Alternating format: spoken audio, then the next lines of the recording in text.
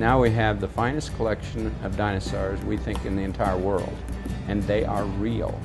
They're not cats. Dr. John Kardatsky beams like a proud papa when he talks about the Museum of World Treasures. As well he should. Did you have any idea when you first started collecting that eventually you were collecting to open a museum? Oh, no, not at all. I was 16 years old. That's when John's father brought him some Roman coins he picked up on a trip. 3 years later, his father took him along, and John bought some coins of his own. The ones I bought, we still have on exhibit here, Herod the Great, and it had come from his tomb. So then I was hooked. And as he could afford it, he'd buy more and more. I collected all the Roman coins just about that you can possibly collect. And it just grew from there. Then that turned into some smaller artifacts like some statues that we have on exhibit here, but still no desire to start a museum. I was just collecting. First money was over here on the left, and they were made of a substance called electrum, which is gold and silver mixed. They didn't know how to separate it back then. While at an auction where he was buying more Roman coins, and up came a signature of Thomas Jefferson. I thought, man, that'd be neat to have an autograph, one of our most famous presidents. So I acquired it. I outbid the other guys, and then I had to get the rest of the presidents, like a collector does. That spread to English royalty, then authors, and other world leaders from the Civil War on. We even have this autograph of Benedict Arnold. As I, King Ur-Nammu, build this great temple to the goddess Inanna, right there. Wow. So that's on his temple, and Abraham and Sarah's house was right there. So how did this go from being a private collection to a public museum? And people kept coming to the house and seeing the material in our home, and they said, you got to start a museum. They kept egging us on, so finally we decided we'd start in a small way, and we did, and we outgrew for first place. And so they moved here. And they've just about outgrown this facility as well. You see a slit right here, Yeah, here. yeah. They took the skull out and then put it in hot water, and it boiled down to that size. It's not just John's collection that you'll see. Since it opened, this museum has become a group effort. And we have about 35 partners, and some of them have donated a part of their collection or all of it, and others retain ownership, but they loan them to the museum. And we're still having people come in about once a month with something they want to either donate or loan. We have we have an endowment, but no endowment for acquisition, so we're just very fortunate to be gifted a lot of these artifacts, and it's quite a blessing. Nick Messer of Big Dog Motorcycles donated this about 3 years ago. He bought it about 13 years ago. And I reached this gentleman right here, Cyril Llewellyn. And I told him about the flag, and the first thing he said to me is, "You found my flag?" It was just like, oh my God, I couldn't believe this. So he started telling this story. He, landed on the beaches in Normandy, marched across France, Belgium, and was there into Germany, was there in Berlin when it fell to the Allied forces. And along the way, he got shot in the kidney, and they sewed him up in a field hospital. He went back out on the front lines in 3 or 4 weeks, and he captured this flag. The dinosaurs are this museum's pride and joy. Our dinosaurs are really unique, and to have something like this right here in Wichita, I don't think people have quite grasped that. This is Ivan the Terrible. It's the third most complete specimen in the world. And I mean, we have paleontologists, degreed paleontologists coming here from around the country to study this dinosaur. I know, it's amazing, isn't it? On top of that, the one right next to it, the smaller one that some people think is a small T-Rex, it's a Daspletosaurus, lived about 10 million years prior to the T-Rex. It's actually more rare than the T-Rex. There's only 11 specimens known to exist, and this is one of only 3 that are on display.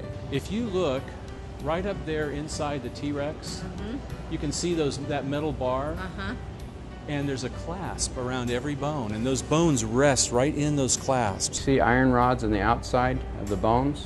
They're real dinosaurs, because they wouldn't dare drill through the real bones. You can just lift the rib right out. Oh my gosh. Yeah. You want to touch that? That's a real one? Mm-hmm. Oh Yep. my gosh. Yeah. That is incredible. I can't believe I'm touching this. This is amazing. Well, and that's pretty rare. We don't just let anybody do that. There are a number of other items you can see here that you just won't see anywhere else. And we even have George Washington's hair. And a lady came in from Mount Vernon a couple months ago, and she works at Mount Vernon. She came running down the stairs saying, "I can't believe it. I just have seen George Washington's hair for the first time here in Wichita, Kansas." Said, "I work at Mount Vernon. I've never seen it." When we say this is, these are world-class artifacts, we mean it. Okay. So, Sierra, the reason we're putting these gloves on is the body, obviously the skin has oil on it, and artifacts are very sensitive to that. So we always handle artifacts with white gloves, or at least gloves of some type. What we have here is what we were talking about earlier, this revolver that was owned by Frank James. And like I said, it's an 1851 Colt revolver. It's not really weighted that well. If you want to hold it, it's a little bit heavy on the end. It is. Yeah. Wow.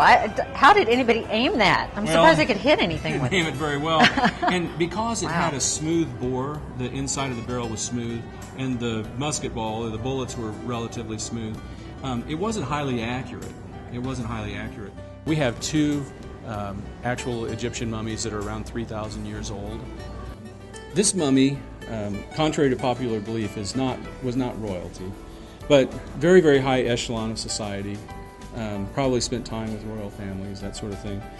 On the back of the hands there, you can actually see the fingernails and the lines in the finger. Which is pretty amazing. Oh, you can. Yeah. I know.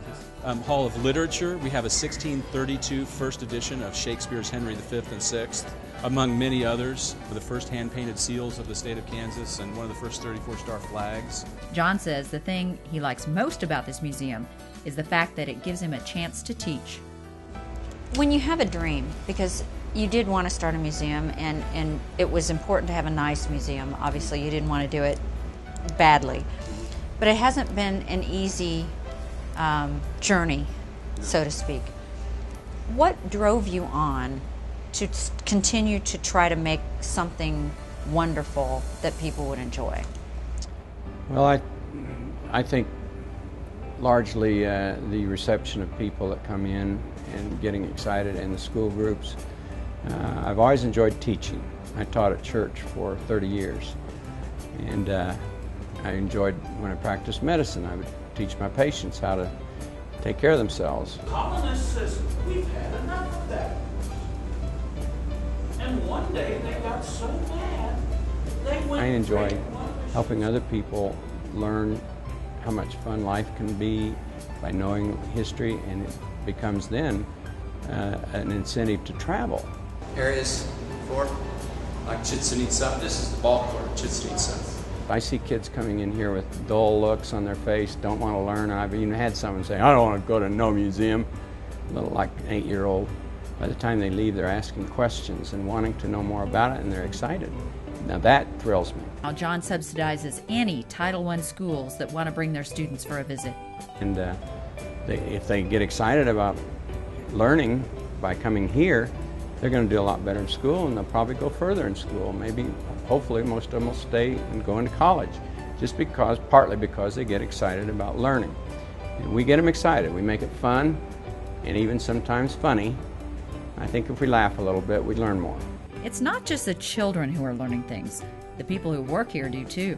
I learn something every day here. Every day. What's even more impressive is the fact that this museum is self-supporting. We don't take any tax dollars. In fact, we give the city back $60,000 a year. Over the past 2.5, 3 years, our growth in attendance has gone up at least 20% a year, in many cases 40% a year. And that's at a time when around the world museum attendance is going down by 5, 10, 15% a year. A lot of people don't know that Foster was the father of our modern music industry. Before he came along, musicians would write a song and just sell it to a publisher outright.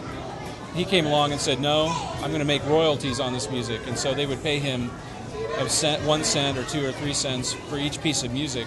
The interesting thing is, John was already retired when he started the museum. Well, I worked 60 hours a week practicing medicine. In the first 5 years, I worked 70 hours a week starting the museum. So don't do that in retirement unless you really want to work. Maybe it's helped keep me young, though. Young in mind and at heart. And John has a lot to be proud of. And we're now one of the top tourist attractions in all of Kansas. How does that feel? I mean, to know that really you began something that's become this huge. It's a thrill to think, because I had no intention of doing this. It's very unique, and to have such diversity. You've seen some of the diversity in the museum. That's why anybody can enjoy this museum, from 3 years old up to 103. And we've had them, all those ages.